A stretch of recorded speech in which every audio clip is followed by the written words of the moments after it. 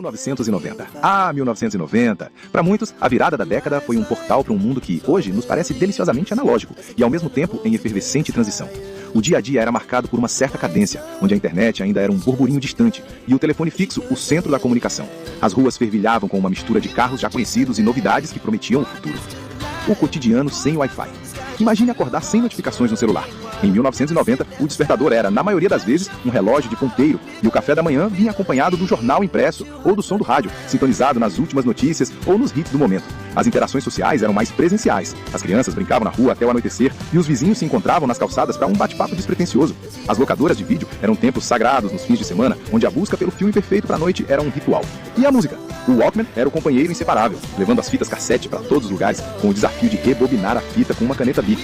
A sensação de aguardar uma carta ou um telefonema de longa distância tinha um charme único, uma paciência que hoje parece quase alienígena. A tela mágica. Destaques da TV. A televisão era, sem dúvida, a grande estrela da casa. As famílias se reuniam em frente à telinha e os horários nobres eram eventos imperdíveis. As novelas da Globo dominavam as conversas do dia seguinte, com tramas envolventes e personagens icônicos. Quem não se lembra de Pantanal na TV Manchete, com sua natureza exuberante e mistérios, ou das emoções de Rainha da Sucata e Meu Bem e Meu Mal. Os programas de auditório, com seus apresentadores carismáticos, como Faustão e Gugu, garantiam o entretenimento dos domingos. E para os mais jovens, os desenhos animados da manhã e as séries adolescentes eram a programação favorita. Tudo assistido religiosamente em canais abertos, sem a profusão de opções dos dias atuais. A efervescência automobilística. No universo automotivo, 1990 marcou uma fase de transição efervescente. A abertura do mercado brasileiro aos carros importados estava prestes a acontecer, mas os modelos nacionais ainda reinavam. O Volkswagen Gol e o Fiat Uno eram presenças constantes nas ruas, sinônimos de praticidade e economia. No entanto, a década trazia consigo uma promessa de renovação. O Chevrolet Cadete, com seu design moderno, era um dos sonhos de consumo, assim como o Santana Executivo, que trazia um toque de sofisticação ao segmento de sedãs médios. Os carros começavam a ganhar mais itens de conforto e segurança, embora muitos ainda não tivessem recursos que hoje consideramos básicos, como ar-condicionado e direção hidráulica. Era uma época em que o ronco do motor e a sensação de dirigir um carro novo eram experiências genuínas de liberdade e status.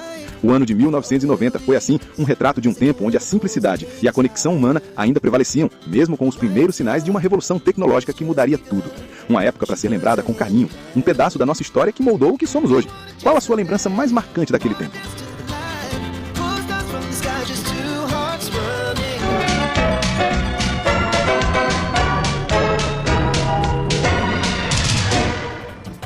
Chorando se foi quem um dia só me fez chorar.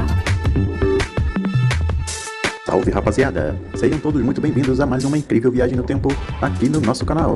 Hoje vamos embarcar de volta ao ano de 1990. Prepare-se para relembrar o ano que marcou o início de uma nova década, cheia de mudanças, tendências inesquecíveis e momentos históricos.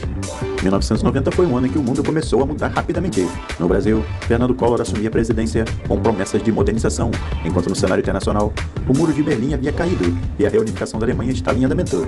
Foi também um ano de grandes lançamentos no cinema e na música. Quem não se lembra dos filmes que estrearam nas telonas e dos hits que tocavam nas rádios e nos Walkmans? Então, ajuste a sintonia, pegue sua jaqueta jeans, arrume seu cabelo e venha conosco nessa viagem nostálgica. Vamos revisitar os eventos, as modas, os filmes e as músicas e os fatos marcantes que fizeram de 1990 um ano tão especial. Os anos 90 representam a última década em que a influência digital ainda não dominava nossas vidas. Era um tempo em que as interações sociais eram mais pessoais e tangíveis. Encontrar amigos significava sair de casa, estar presente fisicamente. As informações vinham de jornais, revistas e livros, e as pesquisas escolares eram feitas em enciclopédias e bibliotecas. Havia uma sensação de paciência e espera, que se perdeu com a instantaneidade do digital. Esperar pela revelação das fotos de um rolo de filme ou pela chegada de uma carta pelo correio são exemplos de uma época em que a gratificação não era instantânea. Havia também um maior senso de privacidade, já que a vida não era compartilhada em tempo real com o mundo inteiro. Nessa época, os videogames eram dominados por consoles como o Super Nintendo e o Sega Saturno, e as locadoras de vídeo eram um ponto de encontro popular para alugar os últimos lançamentos em VHS. A música ainda era ouvida e gravada em fitas cassete, e os novíssimos CDs chegavam para ficar. Gravar uma mixtape para alguém era um gesto de carinho. A televisão, com suas grades de programação fixa, ainda era a principal fonte de entretenimento doméstico.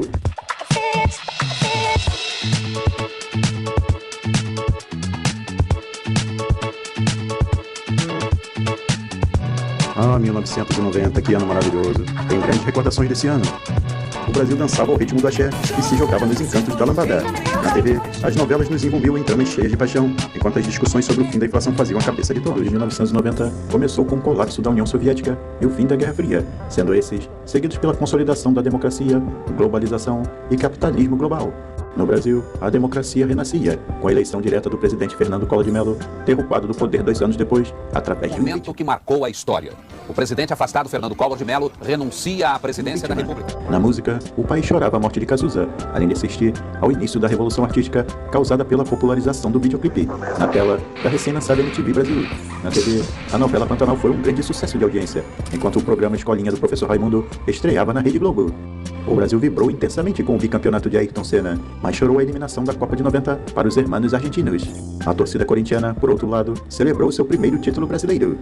Ghost, do Outro Lado da Vida, foi o filme que marcou a época da década de 90. Foi indicada a 5 Oscars, incluindo melhor filme, melhor atriz coadjuvante para Whoopi Goldberg e, claro, a melhor trilha sonora com destaque para a inesquecível música I'm China Melody, dos Ryder Brothers, tema do filme. No dia 1º de janeiro, a Polônia se torna o primeiro país da Europa Oriental a começar a abolir sua economia socialista de Estado. O país também se retira do Pacto de Varsóvia. No dia 3 de janeiro, começava a invasão dos Estados Unidos ao Panamá. O general Manuel Noriega é deposto como líder do Panamá e se rende às forças americanas. No dia 11 de fevereiro, Nelson Mandela, líder do Congresso Nacional Africano, é libertado da prisão depois de 27 anos.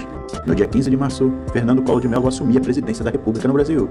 E já no dia 16 de março, o recém-eleito presidente, por meio de sua ministra da Fazenda, Zélia Cardoso de Mello, declara o confisco de todas as cadernetas de poupança do país, com mais de 50 mil cruzeiros. O mês de março ainda trazia outras notícias desagradáveis. No dia 18, morreu o humorista brasileiro Zacarias, que fazia parte dos Trapalhões. E no dia 27 de março, estreava na Rede Manchete a novela Pantanal, que foi o maior sucesso da emissora. No dia 24 de abril, era lançado o telescópio Robo. No dia 8 de junho, ocorria a abertura da Copa do Mundo FIFA de 1990, sediada na Itália. Ocorria a reunificação da Alemanha. A Alemanha Oriental aceita o marco alemão como sua moeda, unindo assim as economias da Alemanha Oriental e Alemanha Ocidental. Esse mês de julho também foi marcante para a seleção alemã, pois, no dia 8 de julho, a seleção da Alemanha Ocidental vencia a Argentina na final da Copa do Mundo, se tornando bicampeã mundial. No dia 3 de outubro, ocorreu a reunificação oficial da Alemanha. No dia 10 de outubro, o Olímpia é campeão da Copa Libertadores da América, ao empatar com o Barcelona. Ainda sobre o futebol, no dia 7 de novembro, o Flamengo era campeão da Copa do Brasil, ao empatar com o Goiás no Serra Dourada. No dia 25 de novembro, a primeira-ministra do Reino Unido, a dama de ferro Margaret Thatcher, anunciava sua renúncia ao cargo. No dia 9 de dezembro, o Milan da Itália vencia o Olímpia por 3-0 e conquistava a Copa Europeia Sul-Americana de 1990. No dia 16 de dezembro, o Corinthians derrotava o São Paulo e era campeão brasileiro pela primeira vez.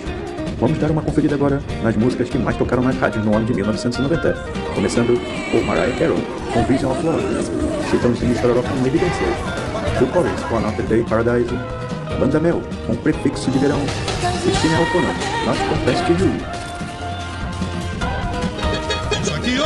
A Volkswagen vai mostrar como anda a geração 90.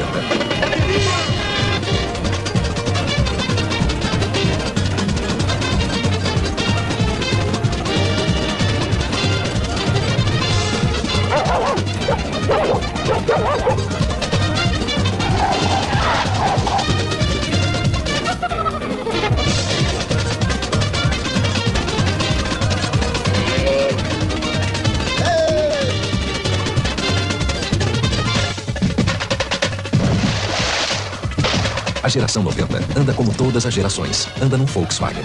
Polo prometeu em sua campanha que abriria o mercado para os importados, não apenas os automóveis. A frase célebre que marcou isso foi: no Brasil só tem carroça. No dia 9 de maio de 1990, estava autorizada a importação de modelos no Brasil, fato que gerou protestos sob o argumento de que a indústria nacional seria dizimada. Isso não aconteceu, porém nem todos sobreviveram. As primeiras marcas a se beneficiarem com a mudança foram a BMW e a Fiat. Segundo registros de jornais da época, já em 1990, começaram a chegar os primeiros BMWs importados ao Brasil. A Fiat veio em seguida, mas com carros de sua marca de luxo, a Alfa Romeo, que trouxe 100 unidades do sedã Alfa Romeo 164, topo de linha da marca. Surgiram também nessa época os grupos especializados em importação de carros. Eram grupos empresariais que resolveram importar veículos por conta própria. Assim chegaram mais BMWs, modelos Renault e Peugeot também. Também existiam importadores independentes de marcas que já estavam no Brasil. Isso causou algumas confusões. Por exemplo, a Ford ainda não vendia no Brasil a Ranger, mas outros grupos empresariais importavam carros dos Estados Unidos de forma independente e vendiam no país. Mas entre os importadores também houve caso de muito sucesso. A Audi chegou ao Brasil pelas mãos de Ayrton Senna no final de 93. Ganhou no país um status de luxo maior do que tinha no exterior e foi expandida a operação até se estabelecer com fábrica por aqui. A GM aproveitou para importar a minivan Lumina, e várias outras marcas resolveram vir para o país, sempre com seus modelos mais caros, menos afetados pela absurda alíquota de 85% de imposto de importação. A Citroën trouxe o revolucionário XM, enquanto a Mercedes-Benz trouxe o sofisticado Classe S. Mesmo nesse cenário, o início das importações foi considerado um grande sucesso. Foram vendidas 142 unidades do Alfa 164, 71 do Lumina, 58 do XM, 6 do modelo ZX, 330 da classe S da Mercedes, 56 Mitsubishi L200, 20 Suzuki de 4 modelos diferentes e 30 unidades do Volvo 900, além de 14.869 unidades Lada, entre Laika, Nieva e Samara. Como se vê, os Lada foram os que tiveram mais impacto no início. Mesmo com uma tarifa de importação absurda, eles chegavam ao Brasil pelo mesmo preço do Volkswagen Gol básico. O Samara, mais equipado, era interessante para a classe média, enquanto o Nieva voltava a oferecer um 4x4 acessível aos brasileiros. Vendeu muito. Em 1992 começamos a ver outras marcas trazendo importados como BMW, Honda, Hyundai, Land Rover, Mazda, Peugeot, Renault, Toyota e Subaru. O único grande lançamento da indústria automobilística brasileira foi de fato o Volkswagen Apollo, uma versão do Volkswagen do Ford Verona, nos tempos de Auto Latina. O modelo tinha poucas mudanças com relação ao Ford Verona, como nova grade, novas lanternas traseiras, nova grafia de cores nos para-choques e um novo painel, além de detalhes de acabamento. O modelo teve vida curta, muito por conta da falta de vendas, também porque ia ser substituído 3 anos mais tarde pelo Volkswagen Logos. O Apollo, no seu ano de estreia de 1990, ficou na 17ª posição entre os mais vendidos com 13.494 unidades. No último ano da carroceria quadrada, o Santana ficou em 10º lugar entre os mais vendidos com 23.952 unidades comercializadas. O compacto da Chevrolet, o Chevette, ficou na 9ª posição, com 26.476 unidades comercializadas no período.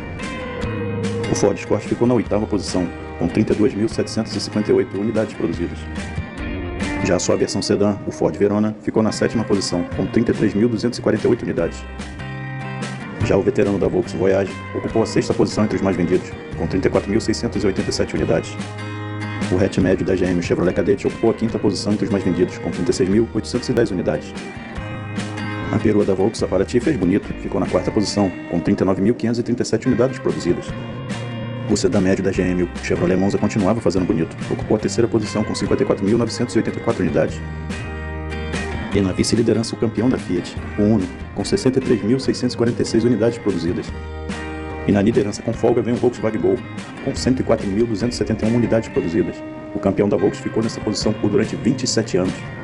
Esperamos que vocês tenham gostado do nosso vídeo. Não se esqueçam de curtir e compartilhar. E se não for inscrito ainda, se inscreva.